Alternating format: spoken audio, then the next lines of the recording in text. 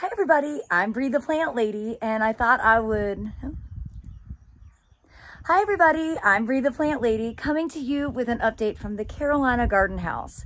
I wanted to show you how the garden that was planted in mid-August is looking now that we are about 2 months in since it was installed.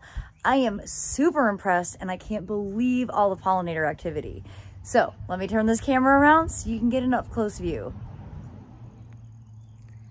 When I planted it, it was so anticlimactic. All the plants were so small.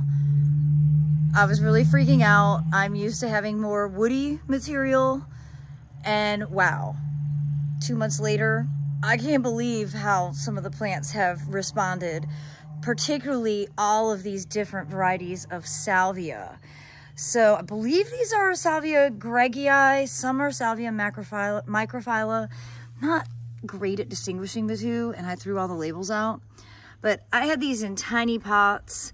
I actually had bought these in May, so they sat and sulked for the entire summer until they got planted. And they are just the rock stars right now, blooming like crazy. And they've really filled in an incredible amount of space. You know, whereas next year I think I'll see an expansion in like the size of the echinaceas and certainly like the baptisias and eutrochium. The salvias and the agastaches have like already started to fill in and do their job and give that instant gratification. I mean, that agastache is so beautiful. And check out these salvias. My goal was to kind of have a line of salvias along the driveway, and that is definitely coming to fruition. You can see all the bees on here. They are busy. Of course, the Salvia leucanthus have grown so fast and so well. I really hope that this will be the place where those are permanently well established. And the grasses that I transplanted from my yard are doing really well. So this is white cloud muley. I recently read an article that capillaris, the species, Mulivergia capillaris, is actually incorrect. I can't remember what the proper species name is, so I'm just gonna call it muley, white muley at this stage.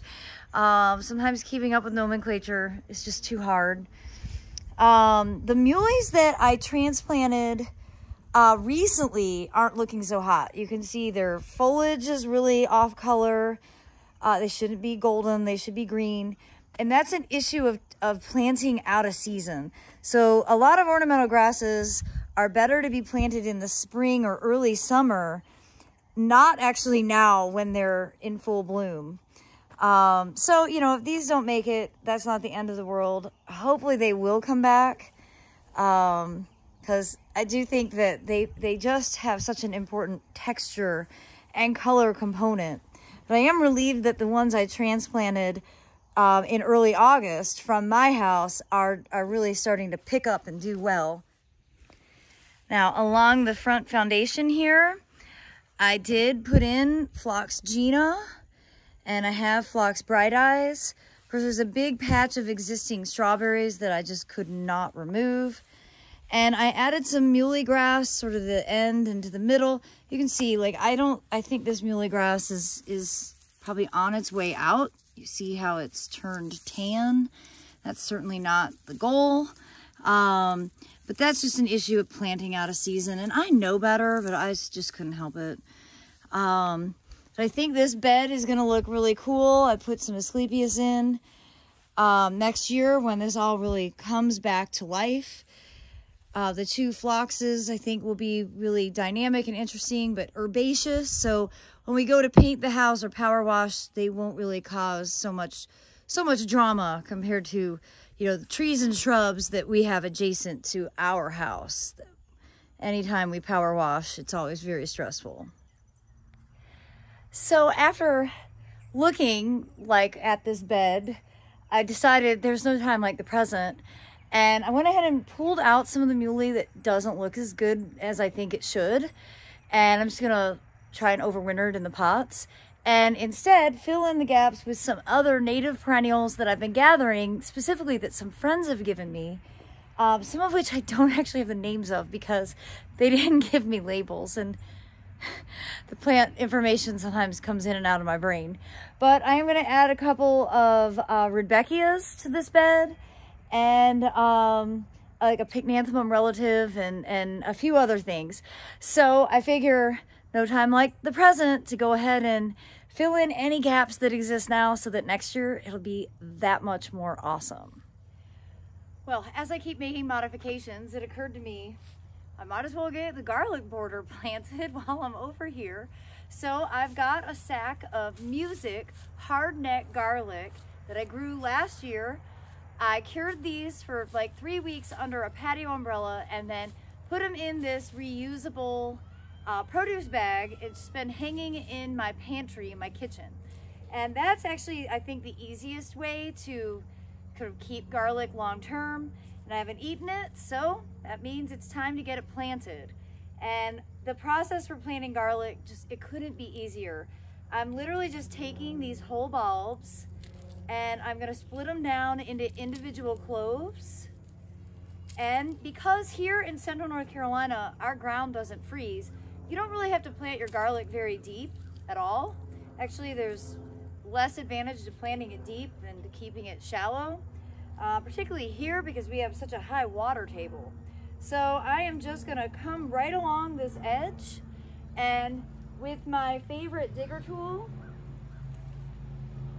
the groundhog, with this small end, I'm just gonna make a sort of a small line just right along that edge, and then I'm just gonna thumb those cloves right in about maybe an inch apart, and they will absolutely start to grow really within the next like 5 to 10 days.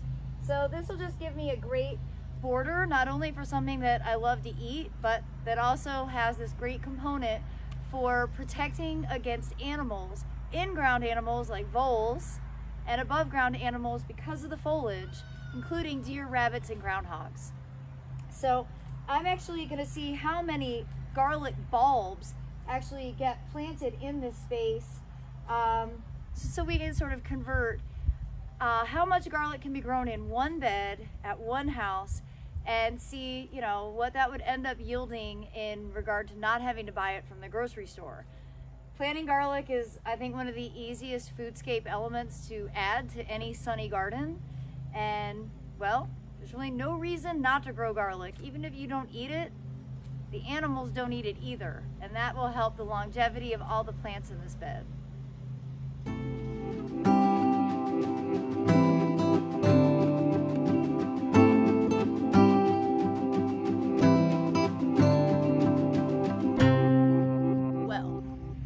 I hope this will blow your mind.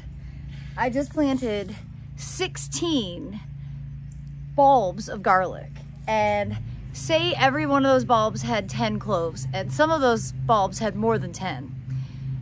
But that would be 160 bulbs of garlic that will get harvested just from this front edge of this native plant border. And that's kind of the power of foodscaping, and especially focusing on growing something really easy like garlic. It doesn't take up a lot of room. It's really practical in lots of different ways. And you can grow a meaningful amount in a really small space. You don't need a raised bed devoted to garlic. It does not need that kind of particular care. Just grow it in full sun, grow it along your bed edges, and you'll be amazed at the productivity that that plant will offer. I can't wait until next spring when I harvest all this garlic and you know, get to show this as an example where I'm not going to be able to grow vegetables in this space, particularly through the summer. The soil is just too lean. Remember, it's all sand, but I can take advantage of particular little areas of it and just engaging that ground plane in a meaningful way to be able to provide something for me or the people living in this house, as well as helping reduce the animal browse. So I hope that you will be inspired to consider including garlic in edges of your landscape borders this fall. Well, I hope this video will serve as some inspiration for you, particularly if you have some plans for developing new gardens using native plants. in the upcoming season. I am definitely excited to share my design plan and the process as I get busy creating larger gardens on this property. And just to show you, I've got my whole trailer completely full of trees, shrubs, and perennials, just waiting to go in the ground. So hopefully in just a few weeks' time, I will have broken ground officially and new gardens will begin to emerge. Well, as you can see, I have got a big load stashed here from Carolina Native Nursery. I've been keeping everything well watered, and I'm really excited to get these things in the ground as I can make some more progress in the coming weeks. And I'm really looking forward to sharing updates with all of you as my plan evolves and actually start to truly break ground on this large garden project. So I hope that you will subscribe and keep in touch with me, and we can all learn from this great experience. Well, as always, thanks so much for watching, everybody. Happy gardening.